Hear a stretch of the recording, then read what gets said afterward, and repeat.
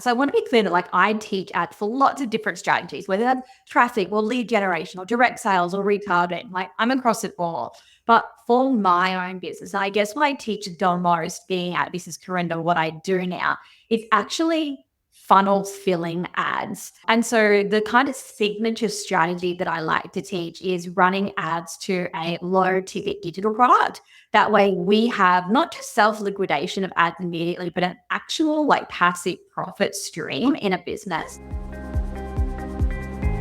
Stop and don't spend another single cent on advertising until you listen to this.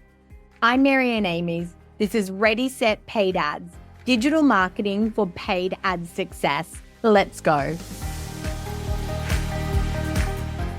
Today on Ready, Set, Paid Ads, I'm talking to Carinda Gosling, founder of This Is Co and This Is Carinda. Carinda is an omni-channel digital marketing strategist and digital product genius.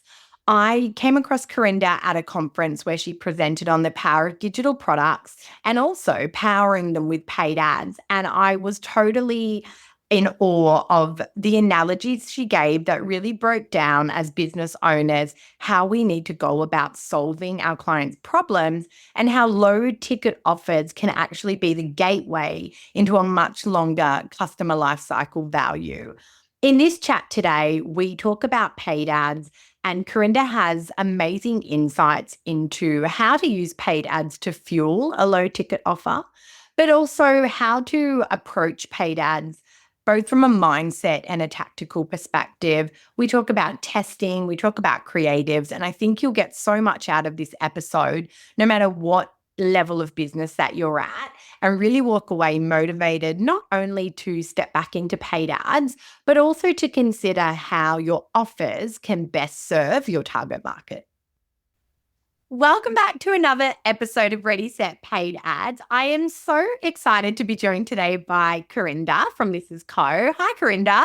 Hi, Marianne. Thank you so much for having me. Oh, my pleasure. Let's start off by you telling everyone a little bit about you and what you do. Oh, I love this. All right. So I have two parts to my head and heart. So I have a business called This Is Co, which is like, this is content, this is copy, this is compelling marketing. And over there, I help people get seen, loved, and selling with all things beautiful marketing, right? So we're talking like social media and websites and paid ads and all of that jazz.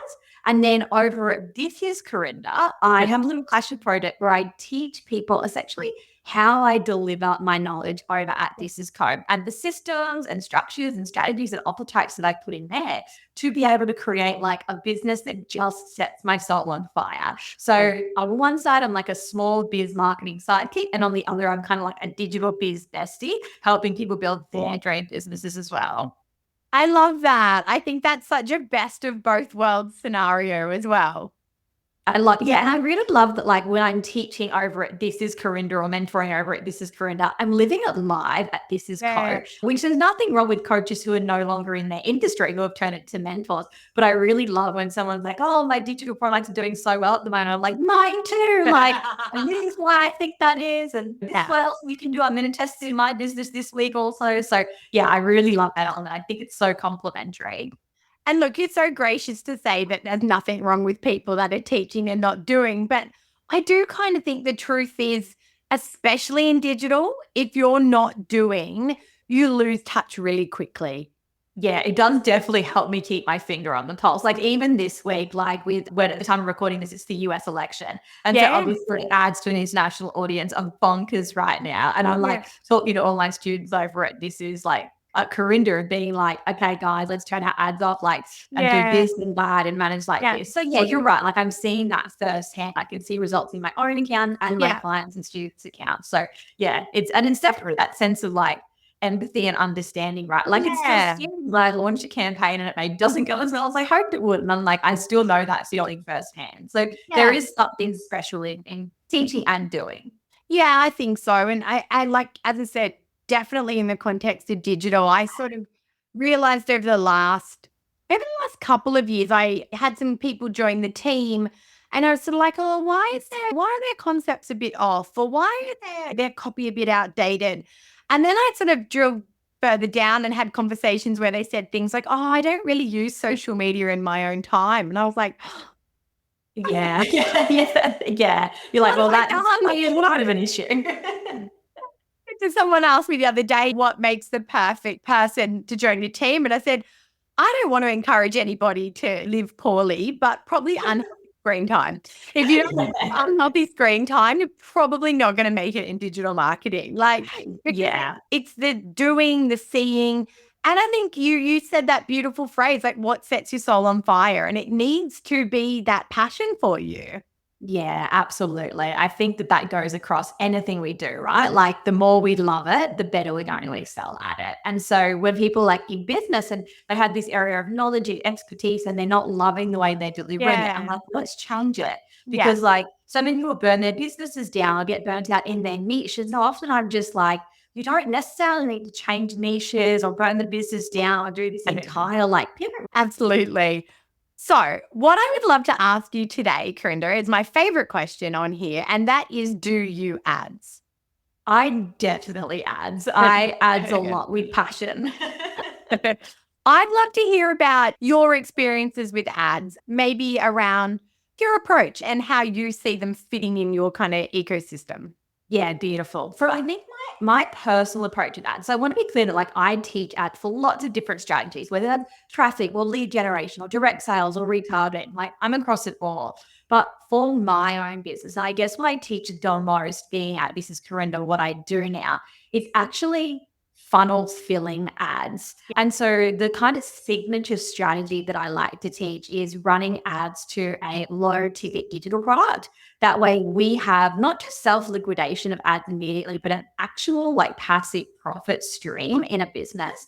And then I like to switch to organic marketing or funnel marketing to actually move people through the rest of the value ladder. So essentially you've got really low cost ads that immediately return profit into this like exponential return on ad spend, or the cost of a customer acquisition being so low compared to their lifetime value. So I'll got anywhere between like 15 to 30,000 Australian dollars a month in ads to my low ticket digital products, which generally, generally normally return between 2 to 5 ROAS per month. Wow. So if I put in 30,000, I make 60,000 Australian dollars. And then those people who I essentially now have in my world, I'm getting to serve them the low ticket digital product. And then I have funnels in place to move them to future programs. Like I have a membership, next step for people who come through the low ticket digital offers is to move to that. But I move those people organically mostly. On occasion, like if I haven't gotten the organic social media reach that I wanted that week, or like my email open rates have been a bit lower, I might run a few retargeting ads, like to be like, doors are closing, but we're talking pennies here. The primary ad spend goes to these low ticket digital offers. Yeah, that's fantastic. And I think obviously the low ticket digital offer has been around for a long time. But I don't think everybody has cracked it, to be honest. I've been running my low ticket digital office for 4 years now. And even before that, there were people in the space that inspired me to do that, essentially. Like I was looking at, I think it was the first low ticket digital product I ever saw in this space was like, I'm probably going to butcher her name, but I think it's Ellie Burke. I remember seeing her product and I was like, this is amazing, because I worked in different roles within my side hustle type work, right? And I had like ebooks and things like that. And I grew up in like the Kayla It's Sinners, again, the name of butchering, like bikini body PDF that she made Basquillions with. And so I knew these things existed, but I hadn't really seen this kind of like actual funnel done. And I was like, that. Like I can really do it. I jumped into it about 4 years ago. And you're right. Like I do see people doing this in their business, and sometimes I think it hasn't worked for them because I see their ads disappear and I can see they're no longer running them in the library and things like that. And I feel like, keep going. Like this is mind blowing. And my students use it and I use it, and it can take a while to crack. And the reason why is actually not hard. It's actually the offer type that most people sell, or the sales page. Like I'm sure you've spoken about this before, but ads are nothing but sophisticated traffic. And if you have someone shaking a sign out in front of an ice cream shop that says like world's best ice cream, 52 flavors, and someone walks into your ice cream shop and it's like decrepit and no one can see the flavor, or it all looks a bit crap, and people are like, oh, I just wanted vanilla and there's like pine cone flavor. Do you know what I mean? Like all that sign shaking meant literally nothing. You Yeah. can't run the dude out the front with the sign. Like you've Oh, cut off the 100%. yeah. Yeah. And so I'm always saying to people, like, so often people like, oh, I tried to do this, but Meta ads didn't work. And I'm like, well, did the Meta ads not work? Well, then don't get me wrong. Sometimes there's nuances, the sophisticated traffic, we've got to get that right. But what most of the time, it's the offer or the way the offer was positioned. And so just helping people hopefully see that a little bit more and then get back to this low tier digital offer, because it is business changing. Yeah. In terms of income stream and being able to get like pre-qualified clients, people who pay attention, being able to wow them with a solution at the beginning of their journey and then want them to move on with a no-brainer into the next stage. It's such a good point, and I do touch on it here. I think I've either recorded the episode or it's in the plan. I can't remember, but it's your ads aren't working and it's not your ads manager's fault. It's such an awkward conversation because it sounds like a cop-out. And I've been having it with a client recently saying like, I hate to say it, guys, it's not the ads. I know it's easy to look at us and say, oh, we're running ads and we're not returning enough. But the ads, all the ads metrics are really positive. We're actually at high click-through rates. We're sending a truckload of content of people to your website. I think it's your offer. And the hardest conversation is it's because your offer has no personality. It's same. There's no compelling reason to buy today. And I think that it's a difficult reality that businesses need to look at and go, yeah, do my ads suck or is it actually something else? But I think what you do particularly well is that your low ticket offer is loaded with value. It's not something that when I look at it, I go, oh, okay, I could just get this. I could just make an Excel spreadsheet myself. Like you have loaded it with so much value.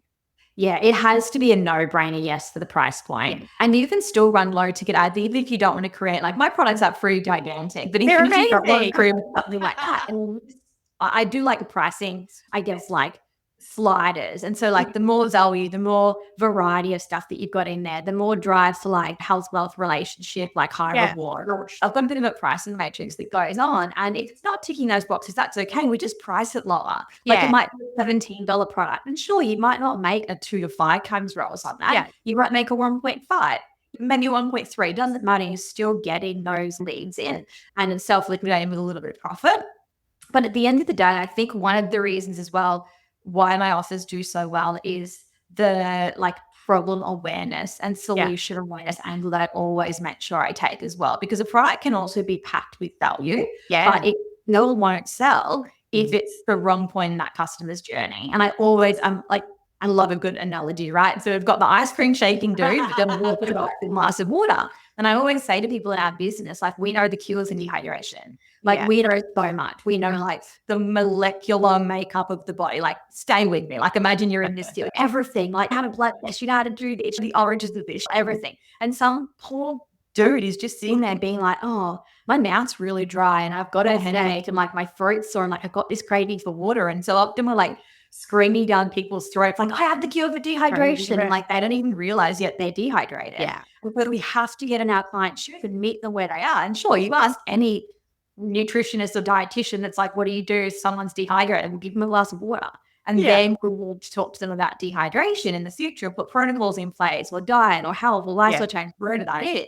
But like, give the dude a glass of water. Yeah. And that's where our digital products need to be. They have to be that glass of water. They have to be someone who's sitting there scrolling Facebook at some point in their day-to-day that said, like, my life or this situation would be so much easier if I had this. Like, I know I'm struggling with this. I need this. Yeah. We've got to serve that up. And so like, you know, putting that in a real world scenario, I'm an omni-channel marketing strategist, so like brand strategist, ads, digital marketing, like my titles go on and on, right? But what I really like at this is called like omni-channel marketing. That's actually consumer psychology. If I tried to sell that to somebody, they're going to be like, I just want some social media captions, right? Like I just didn't know what to write on Instagram this day. And so that's what I meet them with. I'm like, hey, did you not know what to write on Instagram today? Like I can help you as someone with this background, because that's my secret sauce. Like I know what it takes to make social media easier for you to get more results. And like, here's a pack of that. And then once they're into my world, all throughout that low ticket digital product, I'm talking about my cure for dehydration. Yeah. Like when I'm giving them the introductory video, I'm like, and make sure you change these to your own brand voice and make sure that you really understand your customer and client and make sure that you really infuse this with values. And then if I'm like, if you don't know how to do that, that's okay as well. I'm here to help you. Like, come meet me in the content mastery club. And so that's really what we've got to kind of start understanding is that, yes, there needs to be that no-brainer, yes, for what's in the office at that price point. But the topic has to be that no-brainer, yes, as well. We've got to stop selling material for dehydration. Oh, and I absolutely love that analogy. I heard you speak at a conference and you gave that analogy, and I went away to my team and I was like, guys, like, this is the most logical framing, but also mind-blowing, and I think obviously I'm gonna maybe pin it also to your copywriting background. That's ability to just make a complex framework so attainable and so relatable. And I think you did an amazing job of delivering that. I'm so glad you've shared it on here as well, because I think it is such a valuable perspective to take. And again, whether that is for a digital download or whether it is also just for your content in general, sometimes we feel this need to tell people everything, but they're not ready. They can't, they have a small part of the problem that they're aware of. All the other stuff we know they should be doing, they're kind of not ready for us to screen it at them. Exactly. Like it's very rare that, and like a parent might be sitting on the floor at night thinking like, God, it's been a hard day. I need to work on my childhood trauma for myself. But it's like, and even God, I wish I didn't scream at Billy today. Like I see one an a-hole. Like, and that's what we've got to meet them at. Like, do you feel like an a-hole today because you yelled at your kid? Like, here's why that might be happening. What's the initial steps to help with that? Like, instead of like 10 steps just to deal with childhood trauma. Like, it's important for people to understand that. But at that top of funnel marketing offers, entry points, we really have to meet people where they are. Yeah, I love that. Yeah, it is. It's so transformative as a concept as well. So I really appreciate that. I guess I'd love to ask you, obviously you touched on some ads and some of the results that you drive. What's been the worst ad you've ever run? Oh my God. And it's like that was 6 months of my business. Like, where do I even start? Just really like ads that looked like ads. Yeah. Like I just kept creating, like, I think Russell Brunson was really big then. Yes. And like, you know how all his ads looked like ads? Yeah. And I was just really going down that pathway for so long. And I've really learned that like ads that look like something you would see on your social media feed is absolutely what needs to be done. And so if you could look through my ads library from like May to September of 2020, like you can pick anything there. I always say to people, like, no one can shock me with anything. I've done some of the most disgusting, horrendous marketing journey. Someone even said to me the other day, they were like reflecting on a journey they'd had with me, and like from the moment that I sent Carinda my horrible sales page in 2022, she's been so kind. And I'm like, I've done so much worse. So much worse. And I think this year especially has seen that rise in organic creative for page. And it makes sense. It's like, why didn't we get here sooner? Why stand out as an ad when you could just appear as organic with now a link that can actually be clicked on Instagram, which is an amazing little upgrade. So I think I've seen it across all categories and at all steps of the funnel as well. And I think that influence coming across from TikTok as well, just the more organic, as possibly organic and real as it can be. And don't get me wrong, like my ad angles still take like a direct response type. Like, do you have this? Do this. Like, do you need this? Click here. There's still direct response copywriting, but it looks organic. Like I'll be like, oh, one of my best performing ads has been running for like 2 years. Is like, want to see a magic trick? And this used to be just like a trend on Instagram, right? And so I just did that voiceover and I was like, want to see a small business magic trick? And it's like, your content done for a year. And I mean organic in the way that it's like, it's got a transition in it. And it's like got funny voiceover and like it's got like the organic Instagram writing, but everything about it's direct response. Like I'm not like, come with me for a day in the life of being I want to find that kind of healthy medium or like middle ground that I just find across niches, as you said, because I work with lots of people that aren't in business to business. C2C is the same. Yeah. It just takes off when we find that direct response mixed with something that looks organic. Yeah, amazing. And then I guess you obviously speak to a lot of people and work with a lot of people. What do you find are people's biggest bugbears when it comes to running ads?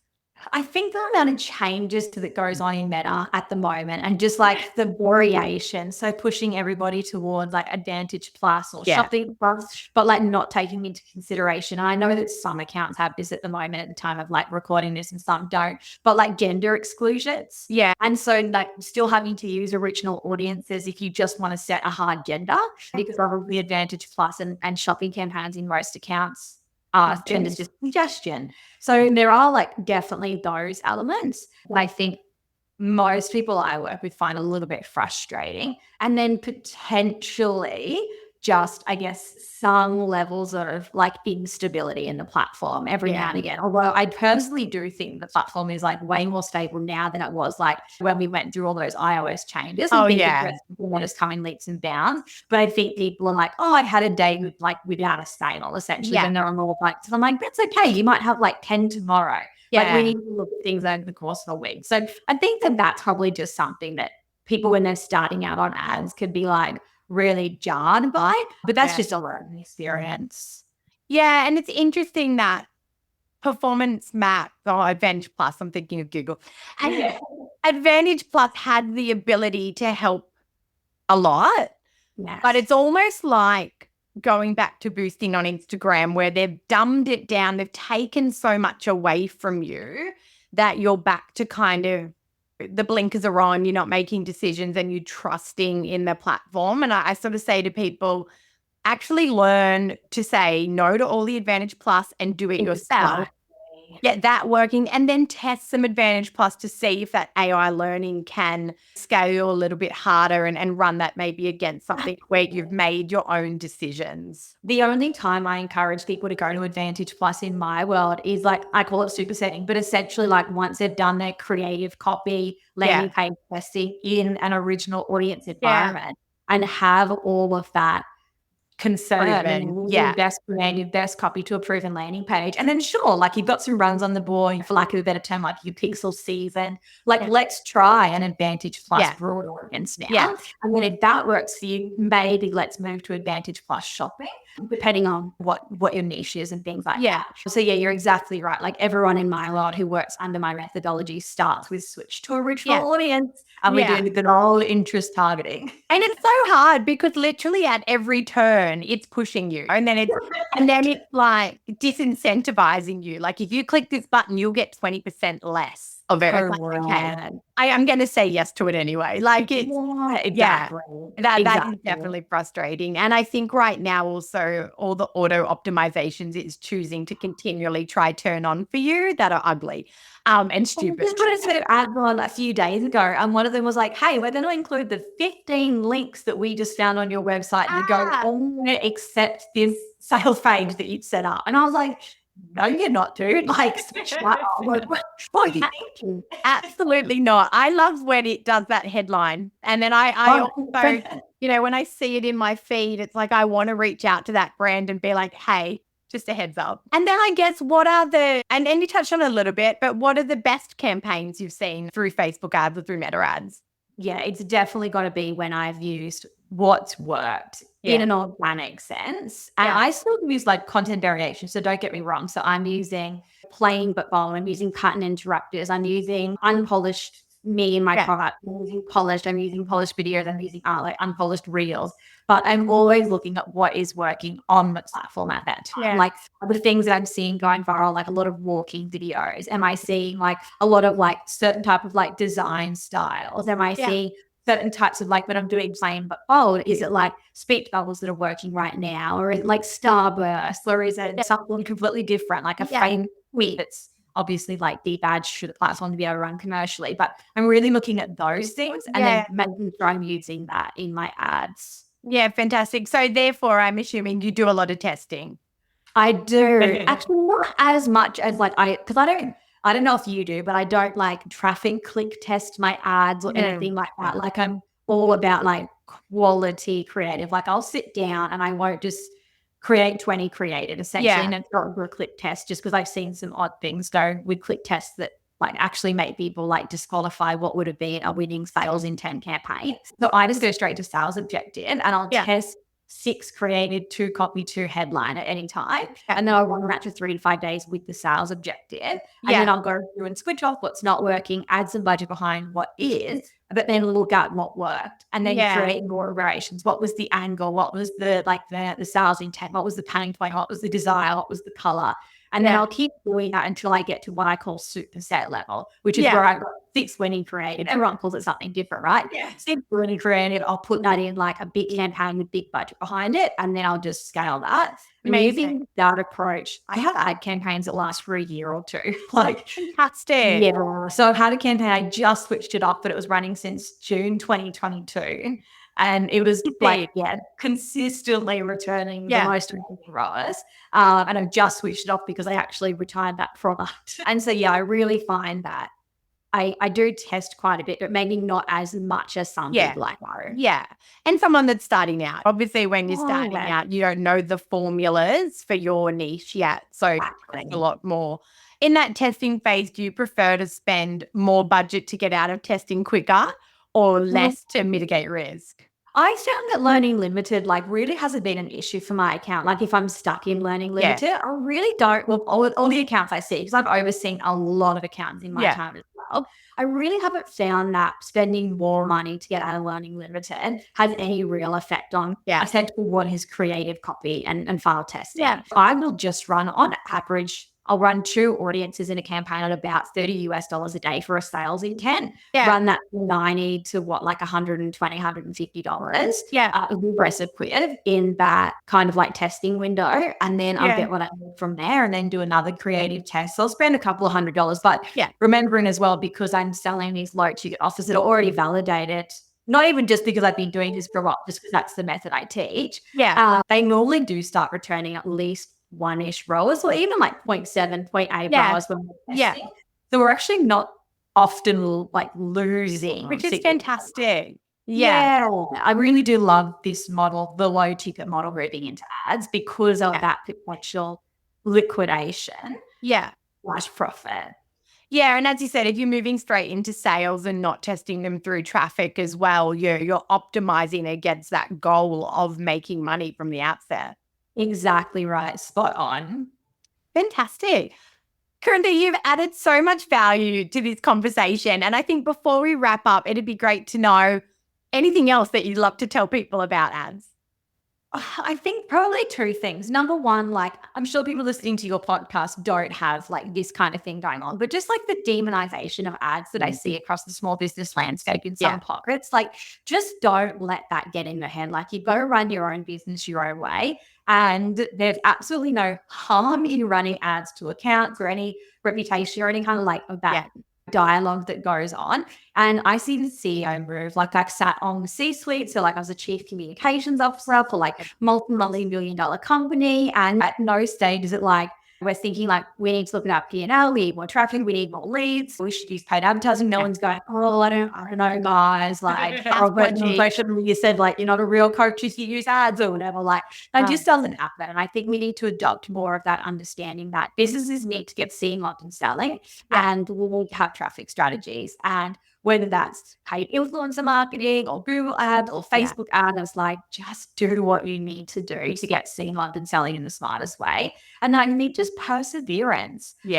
Ads are fueling a business often with a lot of moving parts in an environment where there's a lot of moving parts. And it really did take me about 6 months to crack this self-liquidating digital product type thing when I first started. And I see my clients move through this quicker now, but there is still a learning period where we need to get the targeting right, the ads right, the copy right, the landing page right, all of those types of things in the offer. So just keep going. It is worth it. I've sold close to 70,000 digital products now in the last 4 years.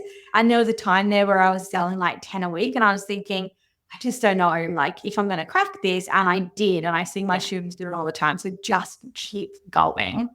I love those 2 tips. I think they're so good. And I think when you're talking about paid ads, there is so much from the start, like I was running my business when ads started, and you can imagine the backlash. How dare they monetize this platform? And my opinion was always, we've been given this amazing opportunity to market direct to our customers. And in my 25-year-long marketing career, it was not the case that we could reach our perfect person for free so directly. So now if we need to pay comparatively to what media used to cost us, an absolute fraction to get in front of, and then be able to know what they did. Like, it is phenomenal what we have now versus what we had 10, 15 years ago. To see that as anything other than an opportunity.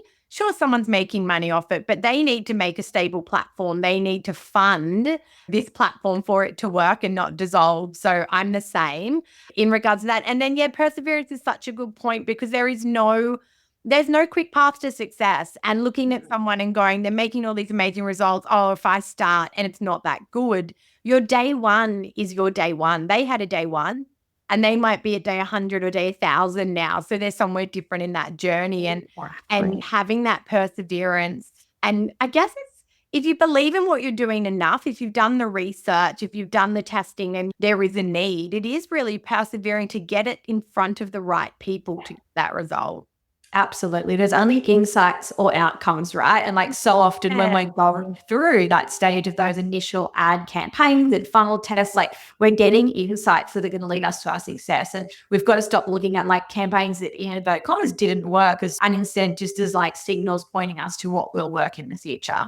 Yeah, amazing. I love that.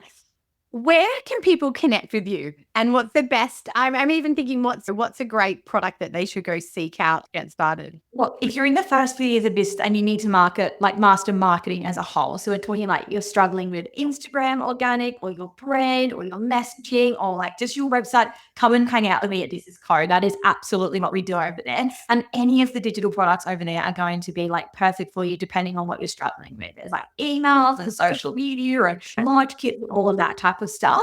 But if you are seeing some success in business and like you are ready to start scaling and looking at low ticket digital offers or that value ladder, or like how to just make this like value ladder that works perfectly together to move people from one thing to the next, come and hang over at This Is Carinda. That's definitely what we do over there in that little like passion project side of my business, where I help people kind of create the type of business I've created at This Is Co, but their way, for their people, how it's their lifestyle. Amazing. Thank you so much. I feel really inspired and motivated just by hearing everything you said as well. And thank you for sharing so generously your expertise as well. Thank you for having me. And thank you for all the kind words. You probably can't see, but you made me blush a number of times. Absolutely my pleasure. Words of affirmation.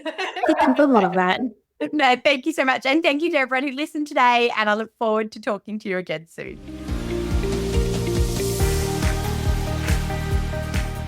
That's a wrap on another episode of Ready, Set, Paid Ads.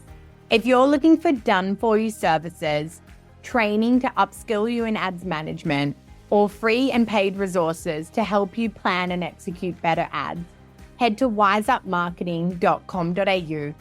If you've loved this episode, be sure to subscribe for future episodes. And if you know someone that would love this podcast too, go on and share it.